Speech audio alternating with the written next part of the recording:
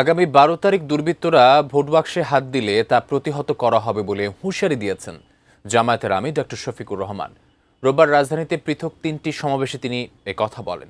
জামাত আমির আরও বলেন, তার দল ক্ষমতায় গেলে তরুণদের হাতে বেকার ভাতার বদলে সম্মানজনক কাজ তুলে দেবে। চাঁদাবাজদেরও কর্মসংস্থান করার কথা বলেন তিনি। বিস্তারিত মোহাম্মদ সোহাগ বিশ্বাসের রিপোর্টে। রোববার সকালে ঢাকা ৪ ও ৫ আসনের জামায়াত প্রার্থীদের সমর্থনে নির্বাচনী জনসভা ছিল যাত্রাবাড়ীর কাজলা ব্রিজ এলাকায়। এখানে জামায়াতের আমির বলেন, ফেসিবাদের শিকড় উপড়ে ফেলতে গণভোটে হ্যাঁকে বিজয়ী করতে হবে।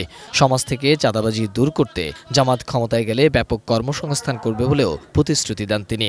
হ্যাঁ মানে আজাদি, না মানে গুলামি। 12 তারিখ হ্যাঁ হবে না না হবে? আর একটু জোরে বলেন, হ্যাঁ হবে না না হবে? দুপুরে ধূপখোলা মাঠে জনসভা হয় ঢাকা ৬ আসনে দলীয় প্রার্থীর সমর্থনে। অবশ্যই এখানে উপস্থিত ছিলেন ঢাকা ৮ আসনের জোটের প্রার্থী নাসির উদ্দিন পাটোয়ারিও।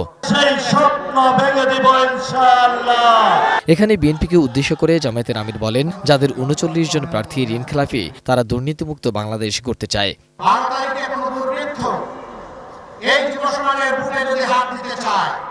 সেই হাতকে ঘুরিয়ে নিতে হবে।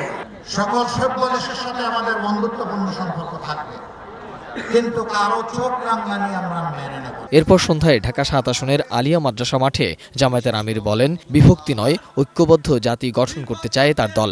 আমরা কোনো ব্যবধান ধর্মে, বর্ণে, জাতে পাতে আমরা রাখবো না। আমরা এই জাতিকে বিভক্তিতে আর দেখতে চাই না। আমরা একটা ঐক্যবদ্ধ জাতি চাই। যারা বিভক্তির পক্ষে কথা বলবে, ধরে নিতে হবে তারা দেশকে ভালোবাসে না।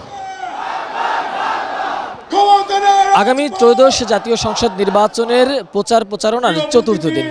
এই চতুর্থ দিনে ঢাকায় ৩টি সমাবেশে অংশ নিয়েছেন জামায়াতের আমির ডক্টর শফিকুর রহমান। এই ৩টি সমাবেশেই তিনি আগামীতে ক্ষমতায় গেলে ন্যায় এবং ইনসাফ ভিত্তিক সমাজ গঠনের প্রতিশ্রুতি দিয়েছেন।